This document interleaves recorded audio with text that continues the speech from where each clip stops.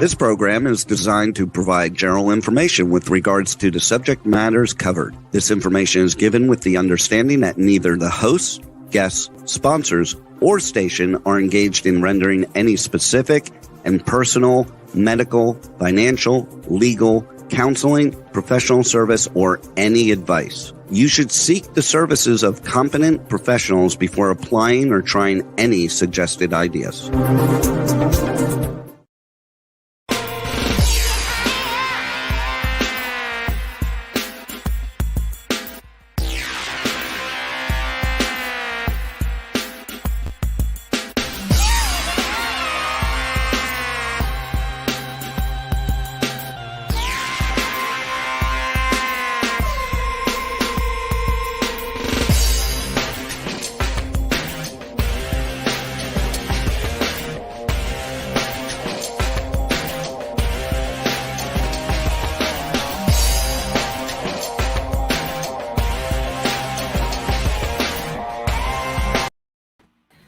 Hi there, here we are. It's live at 5. It's Tuesday. And if it's a Tuesday, obviously it's July 13th. Then it's movie reviews and more live around the world. Talk 4 Media, TV, radio, podcasting, K4HD radio, podcasting, and streaming worldwide.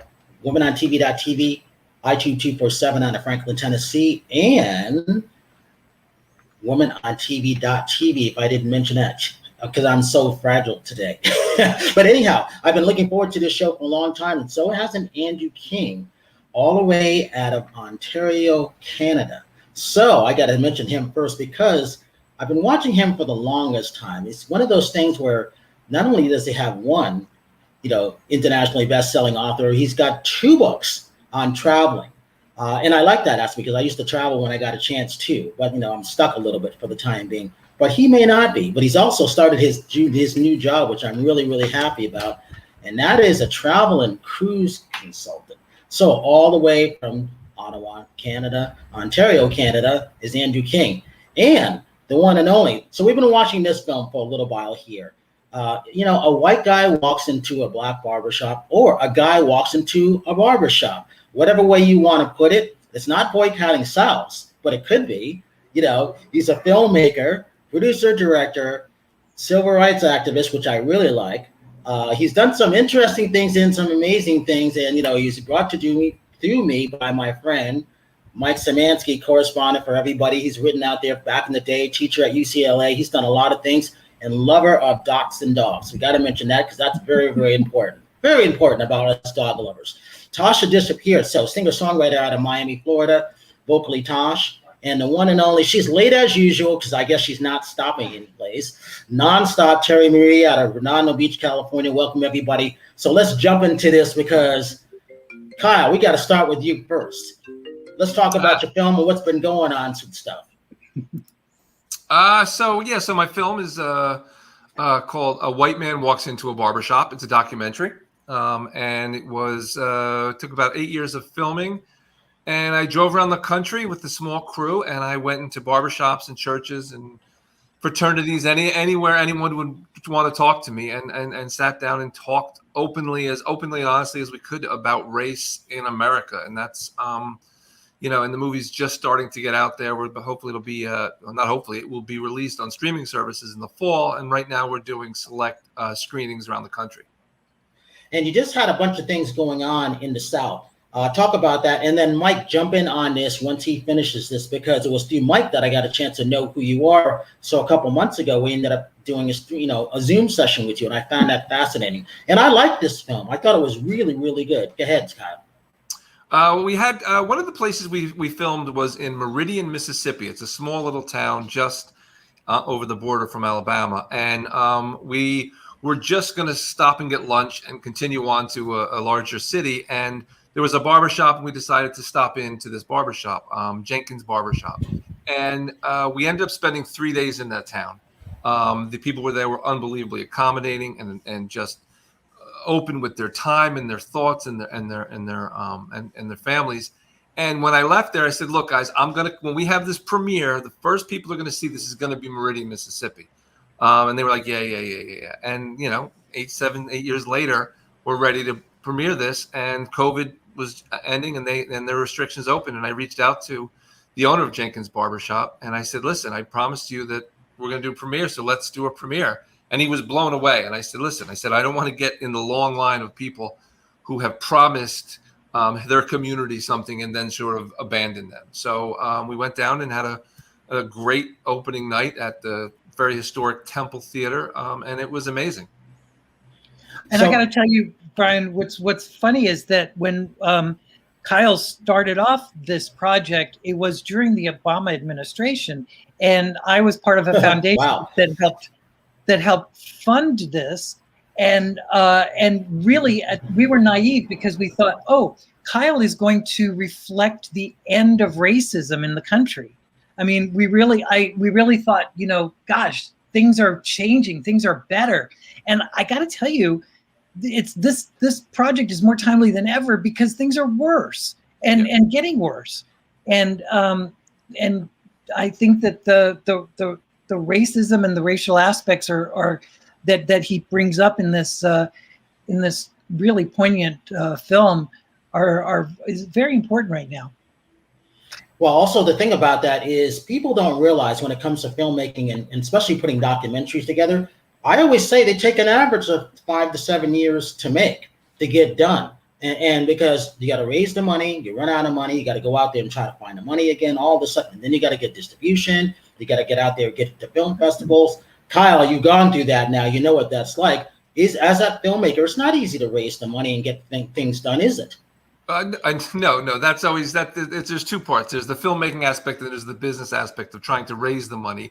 And the CICA, the California Institute for Contemporary Arts, that Mike was a part of, they were really amazingly generous with the grant and amazingly patient. I mean, I certainly didn't think it was going to take 8 years. They certainly were expecting something sooner, but they were always patient and always supportive of what we were doing. And it was it took a lot longer because, again, Mike said we sort of were thinking, okay, this is a sea change in America with a black president, and this is what we're going to deal with. And then, there kept being more and more incidences starting in Florida, and we got to cover that. We got to cover that. And finally, a producer said to me, listen, we're never going to finish this movie if you're waiting for racist incidents to stop in this country. You've got to sort of figure that out. And over the pandemic and during the Black Lives Matter revolution after in Minnesota, that really solidified and gave me the sort of the foundation to really finish this film 9 years later. So, and yet it was the first administration of Obama that we started this, and it makes me feel very old. And you can see me age throughout the movie. Well, talk about going down to those areas, and I'm sure they were really, really happy that you took the time to come back, because how many times have we heard that, hey, we're going to come back and we're going to do this thing? It happens all the time, doesn't it? Happens all the time. And even when I talked to my producers saying we got to do this, and they thought I was nuts. They said, well, no, we're not. Let's do it in New York, or let's do it in LA, or even Minnesota, where a very important part of the movie happens. And I was like, nope, we've got to do it in Meridian. After that, we can figure out what we want to do. And I was thrilled that we did it. They pull out the red carpet for us. I mean, it was a wonderful time. I had, again, the best barbecue I've ever had. So for no other reason to have the premiere of that is to go to that barbecue place. So we got to ask, because this was a big controversy early on when you were making the film, is the use of the N-word at the very end, for you to use it as a white person. And what was your choice, and did you leave it in, and how was the reaction?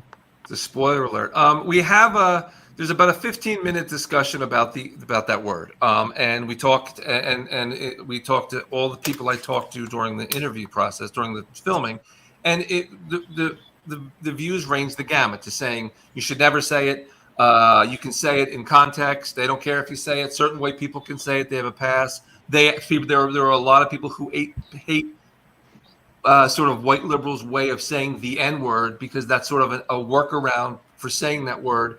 And there's a moment where I tell a story about growing up where the only time that word was used in my house, and it was a big debate as to do we tell this story, and if I tell the story I have to say the word, and I asked most people I know, what do you think? And again, got a huge ran the gambit. And I won't say whether I said it or not, but I will say that because of that part of the movie, a lot of white film festivals and a lot of white distributors are shying away from the movie. And I haven't had a single complaint from any black film festivals, or the audience down in Meridian was 90% black. None of them had a problem with it. We just got into the hip hop film festival in Harlem.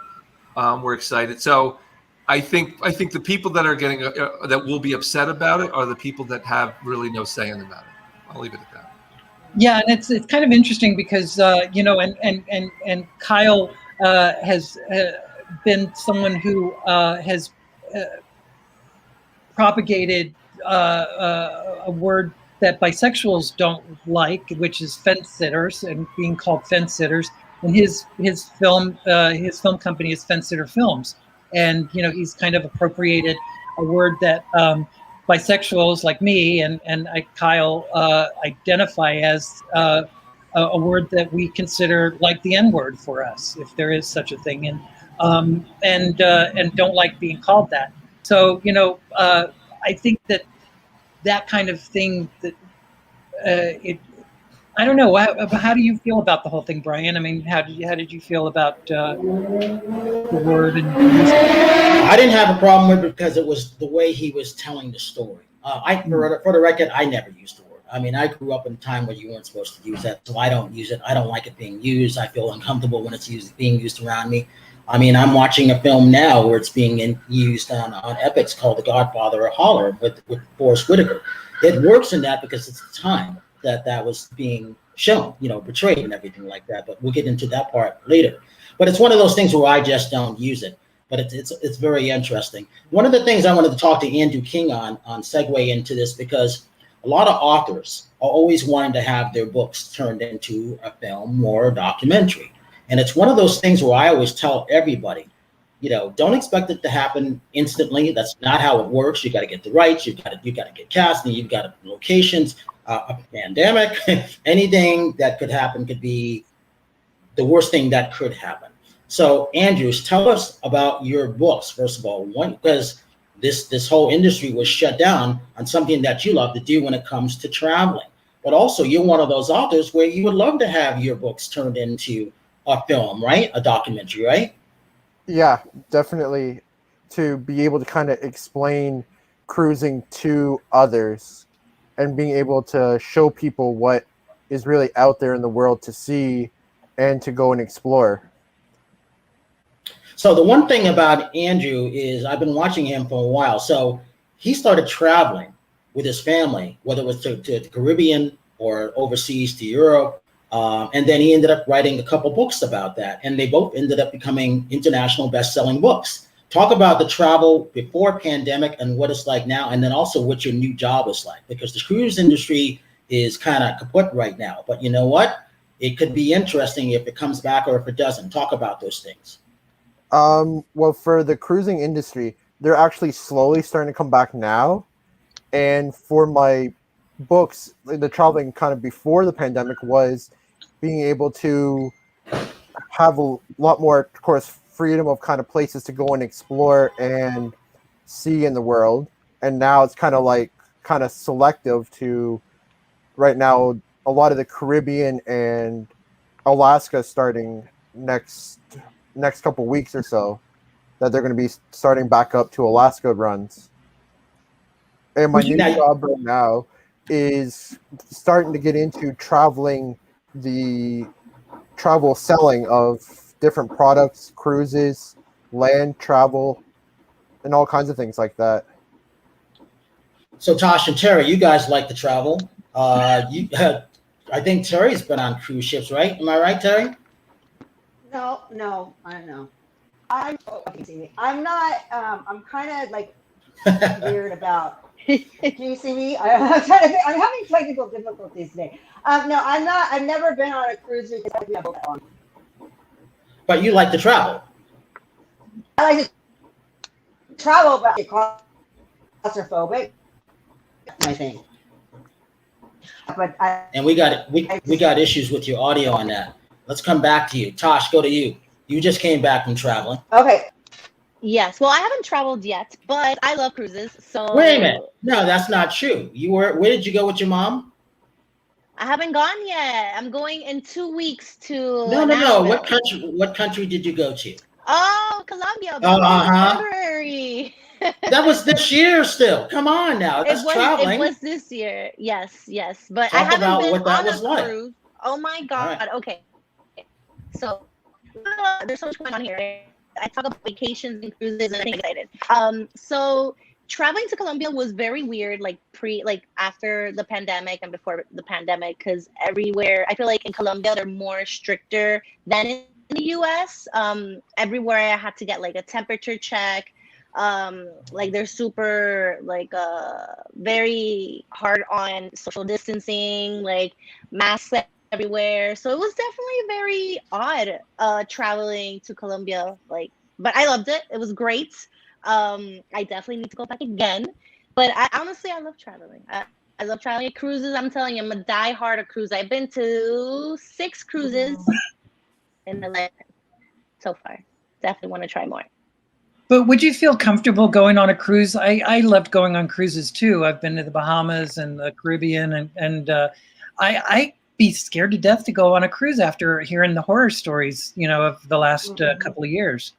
That's true. Andrew, would you get back on a boat like that? And do you feel safe?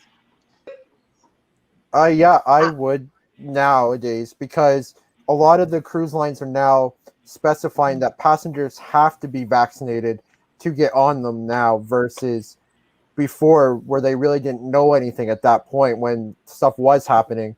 But now with that with the vaccines out there, they're a lot safer now compared to the way they were thinking that it was going to come back. So Kyle, talk about this. The new filmmaking, with COVID-19, anything like that. As that filmmaker, what was it like when you were traveling down to the South, but also what is it like shooting for the future now for films? Well, luckily my filming aspect, was it was before COVID, and now hopefully the next thing I film, hopefully we'll have finished this, this whole thing, and we'll have it under control. But it was, I did have to shoot all of my stuff to the camera during COVID, and it was weird because everyone was super hyper aware of the 6 feet. The masks, I couldn't wear a mask. Obviously, I'm talking to the camera, but everyone else is wearing masks. You feel you don't want it to be you're making a movie, and it's supposed to it's a light kind of thing, and in your head you're like, am I causing somebody to get sick here? And it was scary. And I know a lot of friends in the industry that during when they first started going back, how serious the COVID, the protocols were, getting tested and keeping people away, and certain people were only allowed on set, and it changed things drastically. But hopefully, the next time my next project will be back to sort of going crazy and being 2 feet from everyone. Exactly, because now you might or might not have to deal with extra insurance when it comes to that now, right? Oh yeah, that I didn't even think of that. Great. Now I've got one more thing to keep me up at night, Brian. Thank you. Exactly. I mean, this is what, again, I tell filmmakers, future filmmakers and people doing these things, these are what you guys have to go through now. Mike and I, we just have to sit back and watch the stuff at home, but there is that thing of going to the theaters. Yes, I finally broke down and I went to the theaters, and I can tell you how many people were in the theaters, what it was like. Mike, you haven't gone back yet, right? I have. Oh, that's right. You did go. Talk about your experience. I went to the sequel to what, The Quiet Place, and it was, oh my God, such an amazing movie. Oh. It was really good, and there were 6 people in the theater. I mean, there it was in the early part of the day on a Tuesday, and half price tickets, and it was great. And I also saw Cruella, which was amazing too. I was kind of blown away at how good that was. Mike, so for me, out of curiosity. Oh, sorry. I just want to ask, which one out of the 2, like The Quiet Place 1 or The Quiet Place 2, did you enjoy the most? they're such different movies. They really are different movies. Yes. And it's amazing because it's written by the same guy, and but I enjoyed the second one better, but I was so blown away by the first one. So get out of here! You like the second one? No, that second one's a piece of crap. No, the first one was the best one. Yes, well, and let me tell you why. Let me tell you why the first one was good. Because it was all about being quiet. It was soft. It was really spooky and eerie. The first one was very impactful. No, the second one I saw it coming. I was yawning. You remember Bill? Mike, when we the three of us used to sit together, Bill would have walked out of that film. I was yawning. I saw everything coming. No, it was the first one that kept you on it. I saw 2 different films. Andrew, you like movies too, don't you? Yeah. Did you see A Quiet Place? Did you stream it? Because he's up in Canada, because he couldn't go to the theaters, I don't think. No, we only recently just got back our theaters, like within the last couple of weeks. Are you going? Wow. Are you going to still stay at home? I want to go and see like the new Fast and Furious film. I want to see that too. I saw the first movie I just went to on Sunday. I saw The Black Widow, and I was oddly emotional in the theater as I was sitting there and the preview started, because it's been a year and a half, and I would go, 3, 4 to me and Mike would go, every couple times a week. We just walked out, and it was an oddly emotional feeling of like really missing that communal sort of being together and watching a movie together, as opposed to sitting in your bed watching it on Netflix. Yeah, Kyle and I lived a couple of blocks away from as Brian knows this, from the Chinese theater, the most famous theater in the world, the Grauman's Chinese Theater. And it's such a spectacular place to watch movies. Yeah. So Andrew and Tosh, here was the rundown on things. The last time, Kyle and I, and then Mike and I saw each other, we weren't going to the movies until at least the end of the summer. That was the scenario, if we were going to go at all, because we just weren't feeling safe. Plus, we were getting the links. But as time went on, I was bored. I got back into Los Angeles beginning of May. There's nothing to do. Everything is kind of limited. I'm like, and I got my movie passes, and I'm going to Lindley because I missed the popcorn. For me not to have popcorn for a year and a half, that's like I was going nuts, because it's about the popcorn and getting away from me. So what did I go see? A Quiet Place 2. And I was like, you got to be kidding me. So, but I felt good in the theater. I was happy. There was only 4 people. I took my Lysol. Yes, I sprayed the chairs because that's just me. I'm a clean black guy. I like to be safe and everything like that. But that was me. But I was like, I felt bad for the theaters, because I love to help the Lindley theater chain, because you got to keep these things going, because again, Kyle's livelihood depends on us going to see these films, as everybody wants to see them on the big screen. Right, Kyle? There's nothing like it. I mean, it's funny. I see my kids and they'll watch movies on a laptop, and sometimes on their phones. And to me, it's like, no, you just, you can't. And in fact, we're like, oh, let's watch Black Widow. My family was like, let's Black Widow at home. You can watch it on Disney Plus. I'm like, no, that you can. There's certain, listen, you want to see My Dinner with Andre, you can watch it on your laptop. But if you're going to see a Marvel movie or a Quiet Place, it has to be in the theater with the lights and people around you. And, and then, although, I also didn't miss everybody in front of me on their phones, texting and updating their Facebook. I can't comprehend why they think they're so important. They can't wait 90 minutes before they respond to liking somebody's, fish plate that they got at the restaurant. That's when I throw popcorn at them. Because Tosh would do that, wouldn't you, Tosh? Oh wow, Brian, putting me on the spot like that.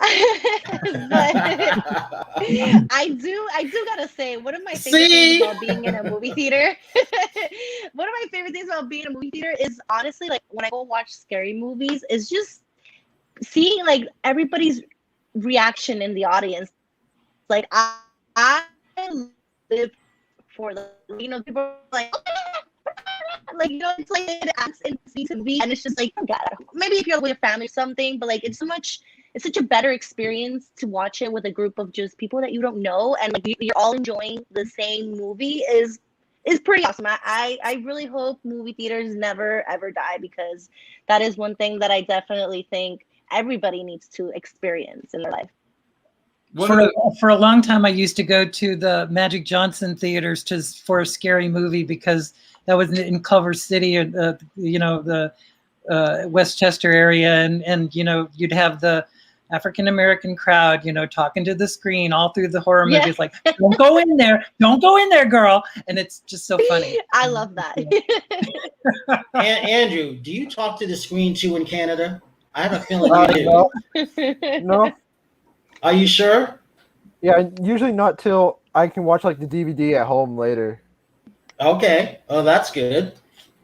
That's a good thing. All right. So what was it like? Because we haven't been up to Canada because obviously the border's been closed or anything. But I used to look, Mike and I going to Toronto Film Festival and seeing films in there because I love that town. I love going to there. So what is it like to go to the theater in Canada right now?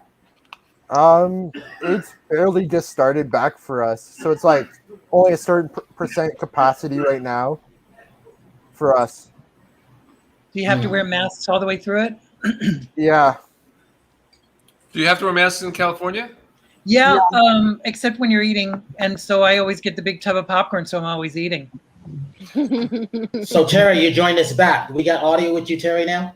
Yeah, I think so. I was trying to use my iPad and I got stuck on a meeting and I having trouble with my internet today. So I apologize. We don't care about that. We're talking about movies. Terri hasn't been to the movie. I'm back. Hey, so would you go to a movie now, Terri, nonstop? Yeah. Okay. All right. Yes. I don't have a problem going now. I was, just, and I was one of those, I gotta say, I think I was one of the first to go back and I didn't expect that to happen. But I kept thinking of those independent filmmakers where the films aren't being seen. And Kyle, that bothers me because, and Mike knows this, here we are watching the links and the things are going on VOD, which is nice, but this is not necessarily how you want to see a film, is it? No. And it's interesting making a film during the pandemic, trying to get a film ready. Normally when I'm editing it and I get to a cut, I will have a screening, with people in the theater, and I was sitting back and you can watch people, like you were saying, Tosh, earlier, people getting excited about in the theater. You can sort of see the reaction if your movie is going, if people are laughing when they're supposed to, if they're getting bored and fidgeting. During this, I didn't have that ability, so I would send my movie to people, but I don't know if they're watching, and I can't tell when they're. So it was really hard to get a gauge as to whether or not people were responding to it. In Meridian in Mississippi was the very first time I had a chance to do that. And normally I would Mike knows we would have screenings with my other movies and early, and people would come and and then you can edit it based on what's not happening. It lags here, let me cut like a few minutes off that, and I wasn't able to do that. So and it scares me that independent film theaters were going away to begin with. And now after this last year and a half, my worry is that, so many of them have closed, and will they come back? And now I hope people aren't used to and are okay with just watching the stuff at home, because I love watching at home. I love the accessibility of it, but it's just not the same thing. If you think about it, there's movies I think, people didn't like Nomadland, for example, because they didn't see it in a theater. That movie would have been so much better had I seen it in a theater, because I wouldn't have been as bored. I mean, it's black and white. It's very different to see a black and white kind of more film. The tones were black and white in a theater than it would be. There's a lot of movies that came out in the last year that I saw on TV that I kept thinking to myself, I would have liked this a lot more if I saw it in the theater. I would have liked Nomadland a lot more had I not seen it. I agree. Theaters or not. So this goes to Tosh and Andrew on this one. So you guys are the demos that people are wanting to get back to the theaters. So Tosh, would you pay to go see an independent film $14 that you've never heard of? That's the question. I mean, yeah, because I already pay that to watch a movie that I want to see, so it's the same price. I just don't know what this movie is about, but I see, that's the correct answer. I didn't expect her to say that. See, there's a good reason why I like vocally, Tosh. So have a little Brian, I paid that. I've paid that at home to rent movies at home during the pandemic. I paid 14, 15, 20 bucks to watch a movie that I've kind of scrolled through that, oh, this looks interesting, I'll watch this. Mm-hmm. See, I won't do that. I refuse to do that. Stuff that I didn't even think that I would watch. There was something on, and I can't remember the name of it, but I think it was called The Ghost of Something. And it was a documentary of this guy who went around to like haunted, he's a filmmaker and he did zombie movies and that was not doing well. So he started going around to places where there was murders to see if there was paranormal activity. Yeah. And it was really cool because he would set up these cameras and weird stuff would happen at night where tables would move and all these weird things. I mean, so you don't know if it was a setup and really did it or these things really happened, but it was entertaining no matter what. And I think it was The Ghost of Mrs. Something, and it's going to drive me crazy. But it's on Amazon Prime. And so Kyle and Michael and even Andrew on this one, this is one of those films because it's called, I think it's The Conjuring. The real life story of The Conjuring, because I'm waiting to interview that director. I think next week. And it is what you described, Terri. It's a documentary on that. And it's actually interesting because it's at the real life house. I think it's in New Hampshire. Which is really interesting. Scary movie. It can be, exactly. And they're going to have another one. So it's going to be number 5. So, horror never goes out. But here's the thing. You're not going to catch me paying $14 for a film that I can see for free with the link. I'll take the link over there paying $14. But I would pay that if I know this film is actually good to go. And I have to remember this. I'm supporting the independent filmmaker. And that's a lot. I have to remember that I'm doing it for that filmmaker and the people who worked on it. That's how I see it. Mike, you feel the same way? Because you go back and forth on what movies you're going to pay to see when we were locked down because we get the links. Yeah, absolutely. Yeah. And and I'll pay for, bad movies too. I like my bad movies. I paid for Beiling's Exorcism at 60,000 feet. Yeah, but that's because we like Beiling though. I Googled it, Brian. It was called The Blackwell Ghost. Oh yeah. And each segment is like $5, and there's maybe 10 segments, and I think I rented like almost all of them because I got glued to it. So Kyle, let me ask you this. It was good. Huh? It was worth it.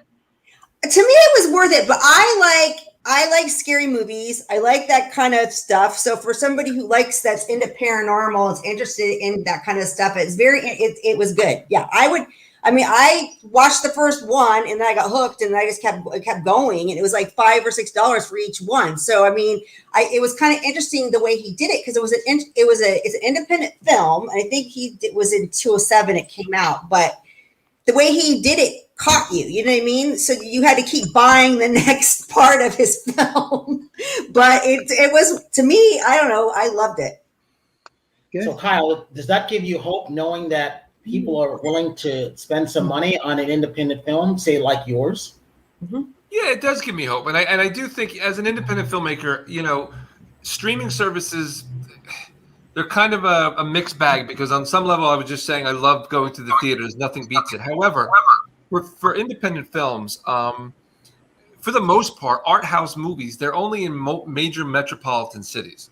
So it's really hard for people outside of, these cities that have art houses. I mean, I was lucky in LA, there were a ton, but if I'm living in Mississippi and I want to see a white man walks into a barbershop, it'll never come into my town.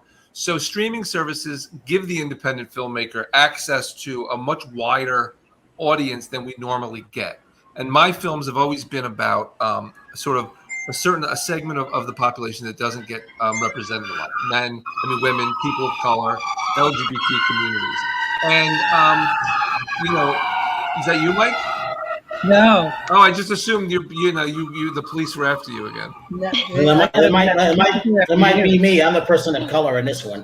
That's right. That's right. There's my next movie for you, Brian. So I like the streaming for independent filmmakers because you can get stuff out there that would normally never get seen and find an audience. So Kyle, let me ask you this one. So when it comes to books, nonfiction or fiction, if you see something and you wanted to turn it into a film, what's the process of that? The process is, and there's a couple books I'm actually thinking about doing that with. Actually, the process would be to see if the rights are available. A lot of times, high well-known, high-profile books get picked up and optioned long before they're even released. Producers get like what they're called galleys. They get like the book 6-8 months before, and it gets picked up. But if it's an obscure book, if it's a book no one knows of, I would reach out. And I would try to find if the book was available. If you could reach out to the author directly, I always find that's better because, especially nowadays, you can because of social media.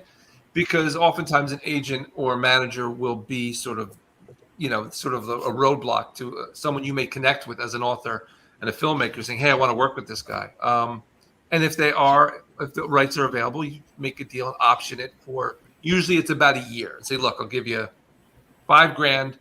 I have a year to find the financing for this movie, and then they get the money one way or the other. And if I do get the financing, they get much more. And that's sort of the process. You would go along with it. Andrew, how's that sound to you? What do you think of what you just heard? Yeah, I think it's a good idea for any kind of person that's trying to get a book turned into a movie, like with a real good idea. Like anybody's kind of idea that would be a good film should do well in becoming a movie if the book's really well written. So I was surprised because when I first started interviewing you, I was like, I didn't know he wrote 2 books. I knew he had one, which is an international bestseller, but I didn't know about 2, and I just didn't know. And then so Andrew, when you went to Europe before you wrote this book, talk about how that came about. And you're going to get ready to go sometime within the next couple months, I think between now and the end of the year. Talk about that. Well, for the next trip is next year to go back to Europe and explore more of Europe that I haven't seen yet. And currently it's that the thought of writing the books was more about finding something to do during the pandemic and trying to find a way to be kept busy while being in the middle of all the pandemic out there. And talk about Housemarque. So Housemarque picked up your book, and you got a BR in your book too, right? Talk about that. Yeah, I got picked up on the first one with them, and then the second one I brought to them, and they said they'd be more than happy to publish the second one as well. Can I ask about traveling? I'd really like to know, like, is it how hard is it to be on an airplane now? And you hear all these stories now about people not wearing masks and everything, and is the mask thing going to end soon? I haven't been on a plane for a year and a half, and I'd like to know what it's like now. I mean, who's been on a plane? I was on a plane last week. And how did that go? LAS is a mess. LAX is. It always is. Huh? It always is. Well, I mean, it's basically back to where it was before COVID. There's like everybody. I just felt like it was just so many people there. It was crazy. How long did it take to get through? To get through security? I was only going to Sacramento, so it just took me maybe like 15 minutes, I think, to go through security. But I left in the morning, but the plane was packed. And then on my way back, or when I got to Sacramento, when I went to get my rent-a-car, they packed everybody in the bus. I mean, everybody's wearing masks and stuff, but they're packing everybody on the planes and everything. So I don't know.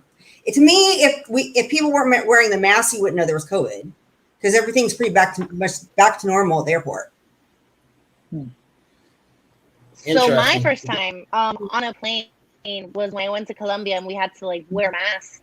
And I got so much anxiety on that plane. I don't know why, but I felt like I couldn't breathe. Like the AC wasn't working. Like my mom was like, "Nathasha, you need to calm down." I was like, I feel like asphyxiated. How long were you? How long was the flight? It was only 2.5 hours, which usually I'm fine with. But I don't know if it was because you had to have the mask on. They were very if you put it down, you can get kicked out of the plane, or in the future. So it was just it was weird. It was a weird. I think twice now if I want to go travel somewhere that's really long. But you know what it is, Tosh? Some people get anxiety still because. So with that, let's show our Popper and Barclay. For those people who get anxiety and suffer from depression, let's show our Popper and Barclay image here. And by the way, you get 15% off. Then movie reviews and more. Popper and Barclay, yes. So Tosh, Good job, Brian. That was nice. Anybody, next time you take a trip, take some Popper and Barclay with you. I got my pills. I got my sleeping relax pills, which I didn't have when I went to Colombia. So that's what I use them for when I get like, really anxious. I just like, it calms me down. Yeah, because when you fly that long wearing the mask, I mean, I get anxious. I get anxious. So I've taken that product before for my anxiety. It works. And Andrew, you're going to Europe, right? I mean, so yeah, I'm hoping to go to Europe next year. Yeah. You think it's gonna? I mean, how are you going to deal with that? I think hopefully by then a lot more will be done in the way of like vaccinations and maybe loosening of some of the rules as well to be able to go out there and just enjoy Europe for what it is. I'm flying next week to California, and I'm not worried about the mask thing. Doesn't worry me. I have anxiety that there's going to be like an idiotic anti-vaxxer, anti-max person who's going to make a big scene, and I'm going to be called upon to be a hero. And Mike will tell you I'm a no hero. So it's that. No, I can see you being the hero. That's the problem. What's that? I can see you being the hero, and that's the problem. So that's that. I worry about sort of people's behavior. I think people are sort of losing their minds. Like they think that there's that's being 30,000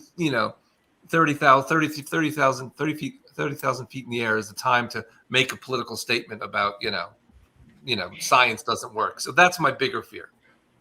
Andrew, let me ask you this. So when people are starting to book now, whether it's for between now and the end of the year or next year, how as that travel and cruise consultant, what do you say to them to book these flights or these cruise ships? Well, a lot of the time it's, of course, like the people looking for cruises, they're worried about like how things will be when they travel, but a lot of things now with the cruising is heavily now is vaccinated, and they're always improving every day their tactics with their controlling of COVID and everything. Hey, do you got any of your books on you? Sorry, go ahead. Yeah, Andrew, have they figured a way? Because with the cruising, I think the thing that worries me too is those cruises that got stuck out and they couldn't come back into Maine. That's the scary part. If they figured that out, like I would be worried about going on a cruise unless they could guarantee, even if God forbid something happens, you're not going to be stuck here for weeks. Have they figured that out yet or no? Yeah, a lot of the people now, like if they are like COVID positive, they're like at the next port, they'll take those people off, and then so the cruise can continue without any issues. Well, there you go, Kyle. I think you got an independent film coming up on what it might be like to take a cruise or what it might be like to travel outside the U.S. Because I haven't gone outside the U.S. yet. That's a good one. It sounds like a horror film. Me in a bathing suit is a horror film. Trust me, bro. All right. So what's everybody been watching? We got about 6 minutes left. So I was talking about The Godfather of Harlem, which is on Epix. I wasn't watching Epix. It's part of the Stars system and everything like that, but it's a really, really good series. I don't know if anybody's seen that. And then I actually watched War of the Worlds. Mike, have you seen that? War of the Worlds? Yeah, it's a great series on Epix, believe it or not. They got some great things. Oh, really? So, you know what? I love Manifest and Debris, and I'm so pissed off that NBC for canceling both of those. Damn it. They canceled both, and I love both of them, and I hate NBC now. Well, I'm still stuck with NBC for The Blacklist. I'll suffer through it for the last, I don't know. It was the last season, but they announced the last season. I mean, they ended both of those two shows, and you don't know what the hell's happening now. Oh, well, I can tell you. But anyhow, Tosh, talk about Manifest, because I heard that you like that. Oh, yes. I'm actually on season 2 right now. I just got hooked on it last week, and I watched all of season 1 last week. So now that you're saying that they're not going to continue, kind of breaks my heart. I'm like, am I watching this for like no reason now? They say they may have a movie that ends the whole thing. So. Oh, okay. Okay. In other words, keep with it. Brian, so there's this movie on Amazon Prime, and everybody should see it because it's really freaking good, called Tomorrow's War. Tomorrow's War. I saw it. It's wow, excellent. wow. Mike, have you seen that yet? Kyle, seen it yet? Terry, you seen it yet? Andrew, you seen it yet? Nope. Nope. It's got Chris Pratt. It's an excellent film. It's right on the mark. It's good? Yeah, it's very, very good. Oh, you know what? I so fell good. asleep on that one. Oops. Andrew, I want to know what you're watching in Canada. What are you watching online? No way. Before, like at one point, I was watching like the Fast and Furious films. Like they had at one point, they had that on streaming up here for a bit, and now it's just like kind of looking for kind of good movies that are on there and kind of taking a watch of some of the other good films up here. Yeah, that makes sense because you're getting them in a slower release. I didn't know this. Kyle, did you know this, that most of Netflix stuff on the American side don't go to Canada? Did you know that? No, really? Yeah. No, I didn't realize that. They're only allowed to show so many American films on Netflix. Oh, because they want more Canadian product on their thing. That's interesting. So how do they choose which movies that make the cut? Because Netflix has 1 billion, and they're mostly American.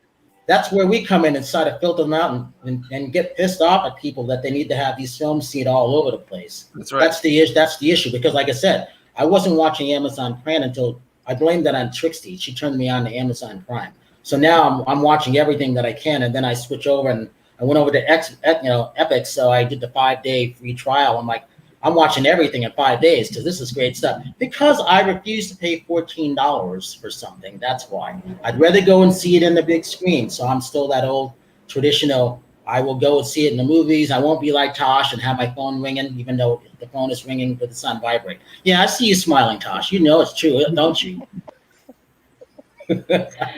Today is hit on Tosh.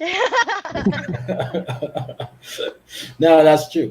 All right, so we got a couple minutes left. All right, so to recap, Tile, give a scenario of where a white man walks into a barbershop is heading next, and what do you think is going to happen with that later? It'll be in. It's going to be beginning of August. We don't know the exact date at the Hip Hop Film Festival in New York, and then it's going to do a screening in New Jersey. We're going to do Montgomery, Alabama, Minnesota, LA. Probably Chicago, and then a few other places between now and October, November. It'll be on a number of streaming services. Not exactly sure which ones yet.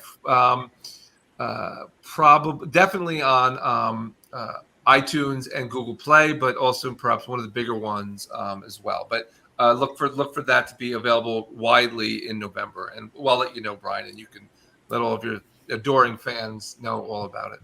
And let us know when it's that premiere is in LA. Okay, is it going to Florida at all? I'm afraid of Florida. Yeah. Too bad, Tosh. Oh wait, where are you, Tosh? She's in Florida. I'm in Miami. Miami's different. We'll definitely go to Miami. Miami's a whole different country. Miami's not Florida. Miami's its own thing. Exactly. Well, Tasha, if he goes to Florida, if he goes to Miami, I'll let you know. Or who knows, she may be coming out to one of the LA shows pretty soon. Michael, real quickly, talk about what you got coming up. And you just saw something else too, I think. Movie-wise. Movies. What I don't know what I'm seeing. There's. You sent me a link to something. Oh yeah. I haven't seen it yet though. But the Gay and Lesbian Film Festival Outfest is coming up soon, and I've got another Dachshund book in the works coming out soon. Let us know when it's coming. All right, Tosh, what's coming on with you? Well, with me, so on Thursday, I'm getting into the studio recording a new song, so that is exciting. I feel like being back in a recording studio feels so comfortable and such like a home away from home, so I'm super excited. For all of you, I am a Latin pop singer. I sing only Spanish songs, kind of the vibes of like Shakira, J-Lo,